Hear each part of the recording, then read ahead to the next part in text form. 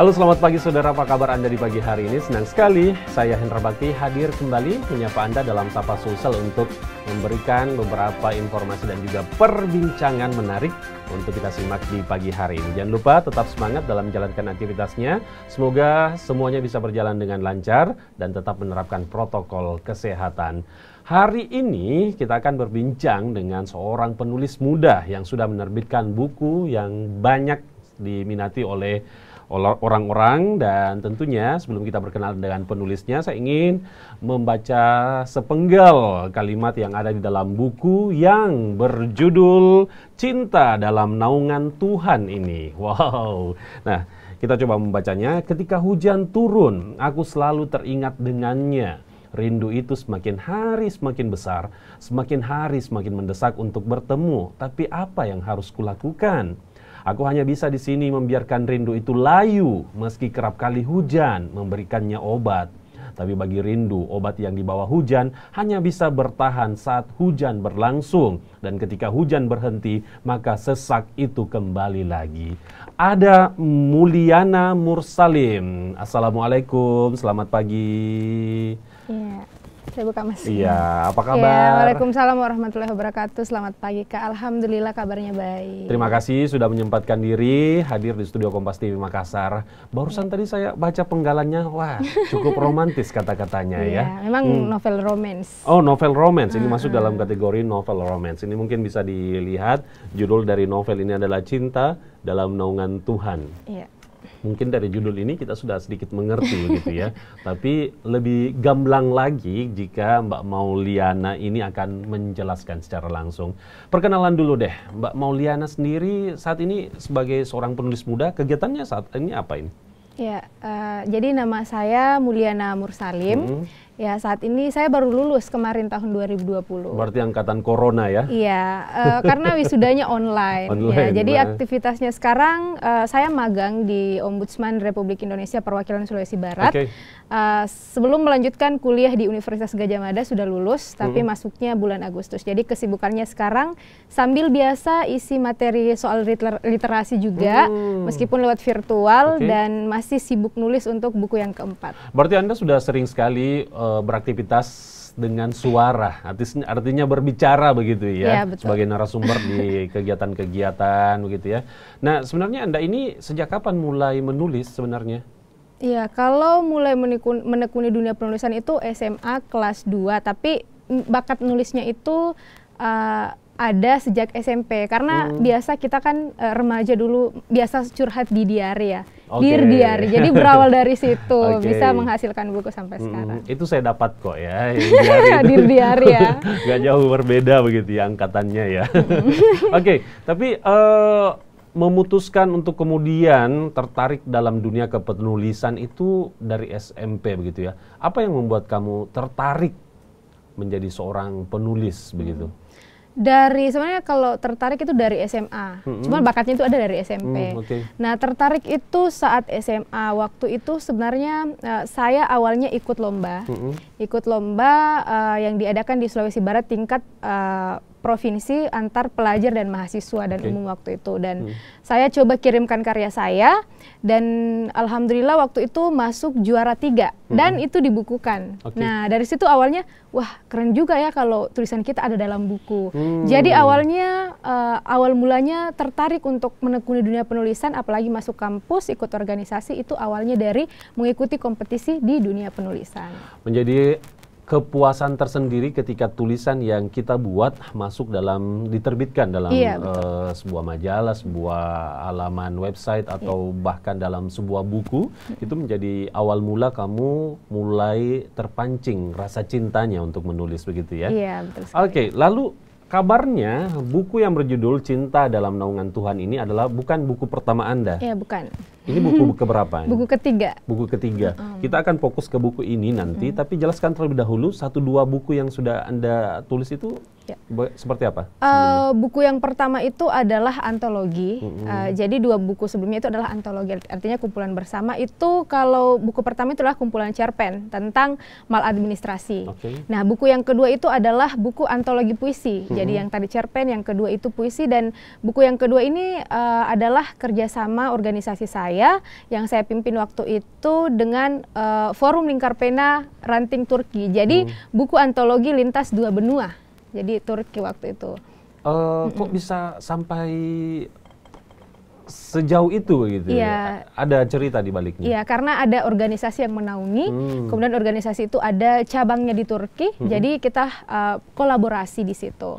Berarti ilmu-ilmu yang Anda dapat juga ini bukan lagi bisa dikatakan berasal dari lingkungan-lingkungan kita saja yang ada di Makassar begitu ya, bahwa Anda sudah mendapatkan ilmu-ilmu kepenulisan itu juga dari luar, karena sharing begitu ya dengan berbagai kalangan dari berbagai negara begitu ya.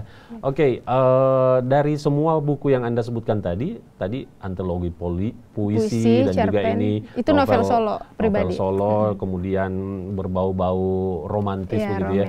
Aliran, saya nggak tahu banyak sih tentang kepenulisan begitu ya. Memang Anda fokus kepada aliran-aliran yang menjual kata-kata romantis yang kemudian untuk memikat para pembaca. Anda fokus di situ? Iya, betul sekali. Karena sasarannya saya adalah artinya para mahasiswa-mahasiswa baru, remaja-remaja ya. Jadi memang ini genrenya kan novel romance, dan saya itu bisa dikatakan survei pasarnya dulu. Yang banyak digandrungi oleh teman-teman pemuda ini apa sih? Nah, ternyata yang banyak digandrungi adalah kata-kata puitis tentang hujan, tentang rindu. Maka lahirlah novel ini. Iya ya. Anak-anak muda yang puitis itu memang selalu mengidentikan puitis itu identik dengan hujan dan rindu ya. Senja, anak India. Menarik ya. Jadi dari survei itu Anda kemudian mulai fokus begitu ya ke penulisan ke arah-arah yang romantis. Istilahnya sih apa sih? Aliran apa sih kalau ada penyebutannya nggak? Genrenya itu sebenarnya romance sih. Romance ya. Jadi genre tulisan fiksi yang romance. Gitu ya. Oke, baik. Butuh waktu berapa lama Anda menyelesaikan buku pertama Anda? Buku pertama tentu merupakan hal yang begitu sulit ya, karena memulainya pasti banyak yang harus dilalui. Buku kedua pasti sudah ada pengalaman dari buku pertama. Begitu juga buku ketiga, mungkin saya yakin ini lebih sempurna mungkin daripada buku pertama dengan kedua. Itu seperti apa sih kesulitan memulai menulis sebuah buku? Jadi kalau buku pertama itu sebenarnya saya mungkin karena itu kan antologi, jadi itu juga hasil kolaborasi, jadi mungkin karya saya di situ cuma 1. Nah, begitupun dia dan buku kedua, mungkin yang buku ketiga ini. Nah, mungkin buku ketiga ini Kak. Jadi buku ketiga ini itu saya selesaikan sebenarnya 2 bulan saat libur. Jadi nulisnya itu cuma 2 bulan, tapi memang draftnya itu sudah lama jadi sejak SMA. Jadi tinggal dipoles, ditambahkan, dan kalau mungkin totalnya sih 2,5 bulan, 2 bulan lebih, hampir 3 bulan nyelesain 1 novel. 1 novel 2,5 bulan.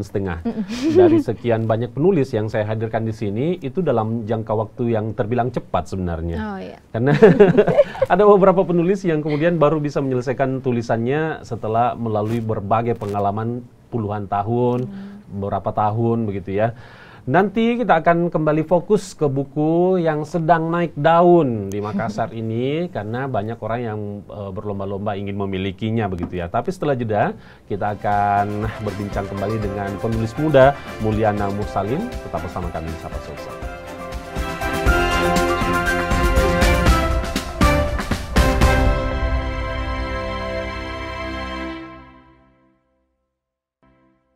Cinta dalam naungan Tuhan. Tak pernah salah ketika ia tiba-tiba hadir untuk membahagiakan, tak pernah salah ketika ia datang untuk menghapus masa lalu yang penuh kesedihan. Lalu perasaan muncul dari kebiasaan yang menyatukan kedua insan. Keadaan-keadaan yang memang dianggap tak sengaja Allah pertemukan, hingga timbul rasa yang kita sebut rindu atau cinta. Sebuah rasa yang memang tak seharusnya pernah ada untuk diungkapkan. Bukankah takdir ada di tangan Tuhan? Dari aku yang masih setia dalam penantian, teruntuk kamu yang tak kunjung memberi kepastian. Sampai jumpa di masa depan dengan siapapun kita dipasangkan. Wow, begitu romantis sekali ya, apalagi dibacakan langsung oleh penulisnya. Cinta dalam naungan Tuhan. Saya kan rasanya kepengen juga nih. Kita dulu waktu sekolah, SD, SMP kan biasanya disuruh baca puisi di depan. Saya pengen coba sekali lagi deh. Ngulangin apa yang disampaikan disampaikan tadi. Ini istilahnya blurb-nya. Ininya ya. Ini kalimat utama dalam buku ini begitu ya. Oke, saya pengen baca juga karena romantis banget nih ya. Kita coba. Cinta dalam naungan Tuhan. Waduh, berlebihan ya. Santai. Tak pernah salah ketika ia tiba-tiba hadir untuk membahagiakan. Tak pernah salah ketika ia datang untuk menghapus masa lalu yang penuh kesedihan. Lalu perasaan muncul dari kebiasaan yang menyatukan kedua insan. Keadaan-keadaan yang memang dianggap tak sengaja Allah pertemukan. Hingga timbul rasa yang kita sebut rindu. Sebuah rasa yang memang tak seharusnya pernah ada untuk diungkapkan. Bukankah takdir ada di tangan Tuhan? Dari aku yang masih setia dalam penantian. Teruntuk kamu yang tak kunjung memberi kepastian. Sampai jumpa di masa depan dengan siapapun kita dipasangkan. Wah, lebih hebat kakaknya lah. Oke. Inti dari buku ini, kamu ingin menyampaikan apa makna dari buku ini? Iya. Inti dari buku ini sebenarnya Kak itu tidak jauh-jauh dari visi saya. Kenapa saya sampai hari ini menulis buku, karena saya ingin bermanfaat untuk orang lain. Dan salah satu visi saya untuk menulis itu adalah berdakwah. Artinya menyampaikan pesan-pesan kebaikan. Saya dalam hal ini, para remaja ini banyak yang terjerembab ya, dalam tanda kutip cinta. Nah jadi dalam hal ini saya ingin mengedukasi atau memberikan sedikit, bukan juga saya mau mengajari, tapi berbagi pengalaman bahwa persoalan cinta ini itu sudah diatur dengan jelas di agama kita. Nah, jadi persoalan itu ya tinggal pribadi kita yang mau menyikapinya seperti apa, dan ada yang jalan yang salah, ada jalan yang memang bisa dikatakan tepat. Jadi seperti itu. Jadi ingin sharing pengalaman bahwa persoalan cinta itu tidak melulu katanya cinta itu bikin sakit hati. Padahal cinta itu sebenarnya fitrahnya manusia dan itu wajar dialami oleh manusia, dan tinggal kita sebenarnya bagaimana kita menempatkan perasaan itu seperti itu. Oke, mencintai seseorang adalah sesuatu yang fitrah begitu ya. Rasa cinta semua dimiliki oleh semua makhluk manusia begitu ya. Rasa cinta dimiliki oleh semua manusia, tergantung manusianya itu kemudian bagaimana menyikapi cinta yang tumbuh dari dalam dirinya begitu ya. Dari ungkapan-ungkapan makna dari buku ini yang Anda sebutkan tadi, pesan yang ingin disampaikan melalui buku ini, lalu tergambar melalui sebuah cerita seperti apa? Iya. Jadi ceritanya ini kita spoiler sedikit ya Kak. Jadi ceritanya ini menceritakan satu orang yang betul-betul menganggap bahwa jadi ada satu tokoh utama yang sebenarnya dia tahu bahwa yang dia jalani itu salah, tapi karena dia selalu mengedepankan logikanya, toh ini saya tidak ngapa-ngapain dan sebagainya, sampai satu ketika ya hidayah itu ada. Dan di sini saya juga mau menyampaikan pesan bahwa jangan terlalu berharap pada manusia, utamanya mencintai seseorang itu biasanya saja, kalau perlu disimpan kalau belum waktunya untuk mengungkapkan. Nah jadi waktu itu jadi dalam ceritanya saya ingin menitipkan pesan itu, jangan terlalu berharap pada manusia. Dan akhirnya hidayah ini menghampiri tokoh utama, dan kemudian disitulah puncaknya banyak cerita-cerita, banyak hal-hal yang terjadi di luar dugaan, dan itu betul-betul kode mungkin dari sang pencipta untuk si tokoh utama menjalani kehidupan dan memperbaiki niatnya. Nah, memperbaiki niatnya untuk kembali ke jalan yang seharusnya. Wow, ini sebenarnya kisah-kisah tentang anak muda zaman sekarang. Iya, gitu betul. Ya. Ini memang patut banget untuk anak muda kemudian bagaimana kemudian membangun cinta yang ia miliki, tapi sejalan dengan apa yang ketentuan yang sudah ada, yang sudah muslim, saya Islami, muslim, iya, muslim ya begitu ya. Ujungnya mereka nikah nggak nih? Oh, rahasia. Ini kan endingnya di sini kan menggantung kan, gitu itu sengaja. Jadi gitu. salah satu strategi untuk membuat pembaca penasaran itu adalah apakah itu juga berarti akan bersambung nanti bukunya? Nanti kita lihat. Oke, tapi ngomong-ngomong soal apa ya buku yang Anda tulis ini begitu ya. Ini sebenarnya diterbitkan di tahun lalu atau tahun 2019. 2019 begitu ya. Iya. Sejauh ini sudah dicetak berapa banyak dan bagaimana respon bagi warga dari buku ini setelah diterbitkan? Iya, jadi kurang lebih hampir 500-an ya, 500-an lebih, dan responnya juga itu alhamdulillah saya sangat disupport. Waktu itu memang pada saat launching ini bukunya itu saya disupport langsung dari kampus karena saya masih jadi mahasiswa, bahkan sempat diliput media juga. Nah, jadi bahkan akhirnya pada saat awal-awal itu 300 cetakan pertama eksemplar itu langsung boom gitu. Karena memang saya strateginya bermain di media juga, kemudian promosinya bagus lah, pengenalannya ke orang-orang, ke teman-teman, apalagi saya punya organisasi yang memang menaungi itu. Saya masuk di organisasi Forum Lingkar Pena. Sekarang beberapa teman Anda sudah sempat kami hadirkan juga di sini. Iya, jadi alhamdulillah saya sangat disupport itu, dan respon teman-teman itu banyak testimoninya ada di Instagramnya khusus ini. Jadi sudah ada testimoni dan alhamdulillah responnya baik. Ketika kita berada dalam lingkungan yang satu hobi dengan kita, pastinya selalu penuh dengan dukungan begitu ya. Betul.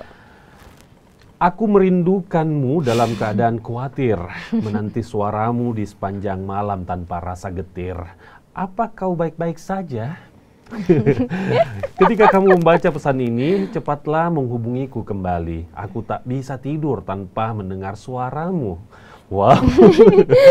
Aku ingin suaramu menjadi pengantar tidurku.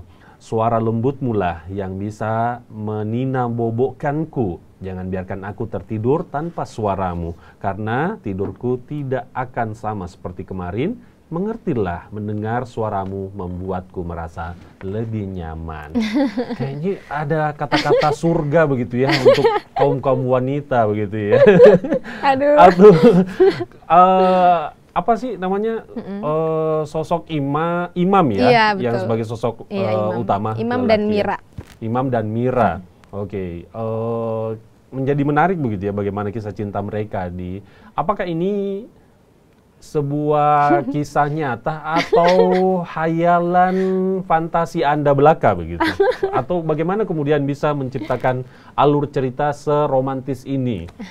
Biasanya sih itu semua berdasarkan pengalaman begitu. Biasanya ya, biasanya. Oke, gimana? Jadi sebenarnya ini adalah rahasia penulis dan ini tidak pernah saya ungkapkan dimanapun. Jadi karena ini bisa dikatakan adalah hasil pengalaman, bisa jadi dari pengalaman. Saya belajar dari orang-orang sekitar saya. Ketika pengalaman itu bukan cuma dari kita, iya, gitu ya, betul. Pengalaman dari orang lain. Dan juga kita riset ya. Sebenarnya pengalaman dari teman-teman yang kemudian banyak yang menceritakan kisahnya. Kemudian ada juga bumbu imajinasi fiksi ya. Jadi sebenarnya ya setengah nyata setengah tidak. Setengah nyata setengah tidak begitu ya. Jadi misterius ya. Iya. Tokoh utamanya juga selalu banyak yang tanya, imam itu siapa? Siapa sih imam ini? Jadi pasti itu kalangan teman-teman Anda ini pasti banyak yang mulai kemudian mencocologikan begitu ya. Oke, baik. Menarik sekali begitu ya. Untuk berbicara dengan seorang penulis seperti Mulyana ini, pastinya kita ingin mengetahui juga bagaimana sebenarnya teknik menulis dengan baik. Apalagi Mulyana ini tergabung dalam sebuah organisasi yang di dalamnya ada banyak sekali penulis-penulis muda begitu ya, Forum Lingkar Pena. Nah, di sesi berikutnya saya perkhususkan untuk kemudian bagaimana menjadi penulis yang baik, tips dari seorang penulis muda ini. Tetap bersama kami di Sapa Sulsel.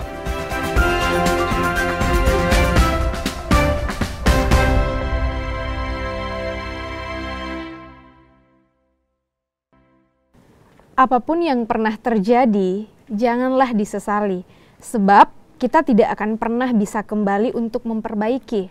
Hanya dengan berharap semoga masa depan bisa lebih baik lagi dari masa lalu. Mulyana Mursalim 2019. Wow, enak ya jadi seorang penulis. Apapun yang ingin kita tulis, ya tinggal kita tulis. Ya begitu. Artinya penggalan kalimat-kalimat yang ingin kita keluarkan, yang ingin kita tuliskan dalam sebuah buku, ya tinggal ditulis aja dan itu akan menjadi sebuah quote begitu bagi orang lain. Oke, ini adalah buku ketiga Anda dan dapat respon yang baik begitu di masyarakat menurut apa yang Anda sampaikan tadi begitu.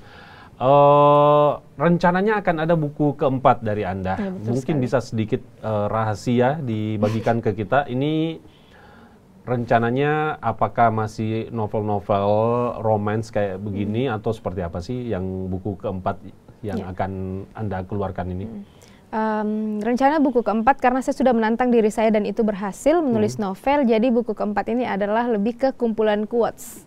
Kumpulan quotes. Iya, kata-kata yang motivasi, yang mungkin orang galau ketika membaca itu bisa tidak galau lagi. Dan itu banyak request dari media sosial saya, karena saya main Instagram ya, bisa dicek di @mulyana.mursalim. Gak apa-apa, sekalian ya, biar nambah-nambah followers. Ya, jadi banyak yang request kenapa tidak quotes-quotesnya dikumpulkan untuk menjadi satu buku, dan insya Allah ya tahun ini doakan. Tapi quotes-quotes yang Anda paparkan, yang Anda tulis itu apakah memang sepenuhnya murni dari pemikiran Anda atau memang berdasarkan referensi-referensi yang Anda baca begitu? Kalau quotes itu Kak dari diri sendiri. Nah, jadi ada pengalaman misalnya turun hujan, tulis quotes tentang hujan, apa sih menurut perspektif saya. Oke, kita tantang. Aduh. Detik ini tolong kamu tentang apa nih Kak? Anda membuat sebuah quotes. Ya, saya yakin di buku keempat Anda pasti masih ada di dalam pikiran Anda. Mungkin ya nggak apa-apa yang sudah Anda siapkan begitu ya. Boleh deh membuat sebuah quotes saat ini. Ya. Oke. Sejatinya kita tidak saling meninggalkan, hanya saja sedang berbeda arah untuk meraih atau menempuh jalan yang mana. Jadi biarkan sejenak kita pergi untuk sementara, kemudian bertemu kembali dalam satu arah. Wow. Satu arah pernikahan maksudnya. Satu arah pernikahan. Wow, jadi biarkan dulu kita pergi masing-masing meraih mimpi kita. Nanti kalau semua sudah mimpi-mimpi itu sudah kita capai, ayo kembali di satu arah itu ya pernikahan. Oke, baik. Amin ya. Amin. Saya yakin buku keempat yang Anda maksud itu yang kumpulan quotes atau bisa dibilang kata-kata bijak atau motivasi, saya yakin akan banyak penggemar juga begitu ya. Karena sebagian pembaca novel itu mereka sebenarnya mencari kalimat-kalimat yang kalimat-kalimat indah yang perlu penalaran lebih dalam lagi untuk mencerna sebuah kalimat tersebut. Biasanya mereka juga upload atau foto kemudian dipasang di sosial media. Oh gitu. Oke. Ini targetnya kapan diselesaikan dan bisa diluncurkan kapan? Targetnya karena saya mau ke Jogja bulan Agustus, rencananya mau launchingnya di Jogja. Wow. Tapi kalau memang mau di Sulsel, di bedah ya bisa lah, karena masih. Oke, launching nggak apa-apa, launching di Jogja, di bedah di Sulsel begitu ya. Ya, mudah-mudahan lancar perjalanannya nanti ya. Oke. Anda sebagai seorang penulis, baru 3 buku yang Anda terbitkan, tapi saya yakin Anda sudah masuk dalam kategori penulis muda yang berbakat dan sukses begitu ya. Dalam beberapa kesempatan Anda kemudian juga diundang sebagai pembicara berbagi ilmu kepada para calon-calon penulis. Saya katakan sebagai calon-calon penulis karena saat ini banyak sekali bibit-bibit atau bakat-bakat anak muda zaman sekarang yang kemudian mulai tertarik untuk menjadi seorang penulis. Menjadi seorang penulis yang baik, bagaimana sebenarnya? Ya, menjadi seorang penulis yang baik menurut versi saya itu adalah ketika kita tidak pernah berhenti menulis. Jadi coba kita konsisten. Nah, karena menulis itu Kak sebenarnya semua bisa menulis. Karena saya pernah juga sharing dengan beberapa orang dan memang kunci menulis itu hanya 3M, yaitu menulis, menulis, dan menulis. Oh, kirain memakai masker, menjauhi. Oh iya, sama ya. Oke, jadi seperti itu. Dan juga jadi seorang penulis yang baik itu yang pertama kita harus konsisten. Dan kedua itu kita memang harus niatkan bahwa jangan pernah menunda untuk memulai sesuatu, mengerjakan sesuatu, termasuk menulis. Nah, kalau orang Makassar bilang itu, saya Kak GG itu senior saya bilang kalau Pi itu identik dengan kegagalan, besok Pi saya menulis, lain kali Pi saya menulis. Jadi itu lama-lama itu akan membuat kita tidak menulis. Jadi untuk menjadi seorang penulis yang baik itu ada quotes yang ingin saya sampaikan bahwa tulislah apa yang ada dalam pikiran teman-teman, jangan pikirkan apa yang teman-teman tulis. Artinya jangan terlalu mempersoalkan bahwa nanti tulisan saya jelek gimana dong, nanti tulisan saya tidak enak dibaca sama orang. Pokoknya menulis saja dulu apapun itu, entah itu quotes, puisi, cerpen. Nah, pokoknya tulis saja dulu karena akan ada waktu untuk memperbaiki. Misalnya typo, ada waktu untuk mengedit, edit. Jadi sebenarnya tips untuk menjadi penulis itu ya pertama niatkan dengan baik, yang kedua harus konsisten, yang ketiga itu ya bergabunglah dengan organisasi atau lingkungan yang memang bisa mendukung passionnya kamu, karena kita tidak bisa sendiri, kita membutuhkan teman-teman untuk sharing. Jadi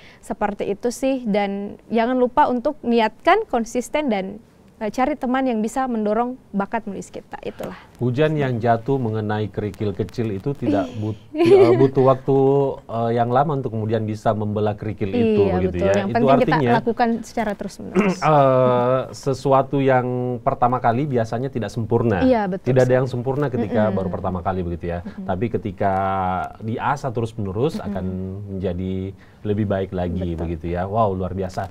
Jadi karena kadang saat ini kita diperhadapkan dengan orang-orang yang selalu menunda-nunda. Iya, betul. Seperti yang dikatakan tadi, menulis. Menulis.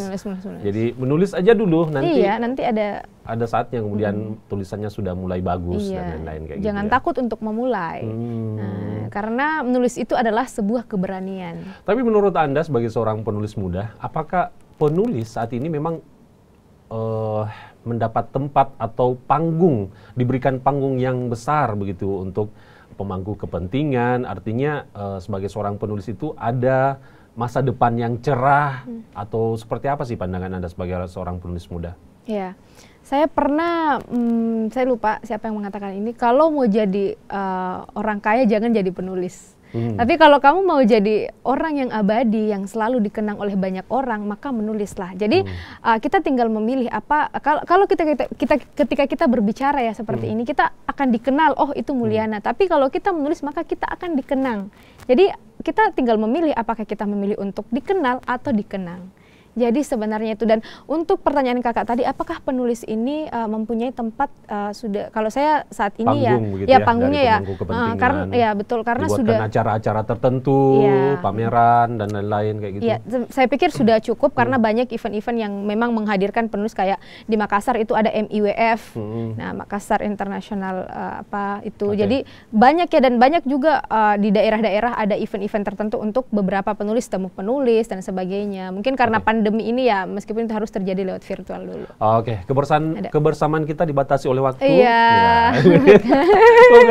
Aduh, sudah mulai puitis ya kan? Aduh, ketularan ini ya. Oke, pesan penting apa yang Anda ingin sampaikan kepada pembaca maupun penulis? Iya, pesan saya kepada para pembaca novel Cinta Dalam Naungan Tuhan, ya saya ingin berterima kasih dulu sudah disupport ya, buku ini sudah disupport, banyak yang beli, banyak yang minati. Nah, pesan saya untuk teman-teman di luar sana, siapapun bisa jadi penulis. Nah, jadi jangan pernah ragu untuk mencoba, pokoknya beranikan diri untuk menulis karya dulu, persoalan jelek tidaknya itu belakangan, karena menulis adalah sebuah keberanian, jadi kita harus berani untuk memulai. Dan pesan saya untuk kepada seluruh teman-teman pemuda bahwa ya pemuda itu tidak afdol ketika dia tidak mempunyai karya. Nah, jadi ayolah kita berkarya berdasarkan bidang kita masing-masing, di seni, di tulisan dan sebagainya. Karena saya yakin bahwa pemuda yang ideal itu, atau pemuda yang produktif adalah pemuda yang bisa menghasilkan karya. Seperti itu kan. Dipertanyakan kepemudaannya, kalau ini pemuda produktif ini enggak sih, mana karyanya, seperti itu. Menulis tidak membuat kita menjadi kaya, tapi menulis membuat kita menjadi abadi. Wow, biasa ya. Ketika suatu saat nanti sudah tidak ada di dunia ini, bukunya masih tetap ada, dan pemikiran-pemikiran yang ada dalam buku ini masih ada di dalam pikiran orang lain. Wow, luar biasa. Bagaimana cara mendapatkan buku-buku dari Mulyana Mursalim? Ya, silahkan pesan di Instagramnya @cintadalamnaungantuhan, bisa juga pesan di Instagram saya mulyana.mursalim, silahkan di follow. Nah, di situ teman-teman bisa klik link untuk langsung order. Jadi sistemnya masih pre-order, dan juga ada beberapa toko buku sih di dunia ilmu, ada di Makassar, tapi saya kayaknya sudah tidak ada di sana, habis stok, jadi kita akan cetak lagi. Sudah berbagi ilmu, sudah berbagi informasi. Terima kasih kami ucapkan sudah hadir di studio Kompas TV Makassar. Sukses Mulyana Mursalim, seorang penulis muda yang saat ini sudah bisa dikatakan penulis sukses begitu ya.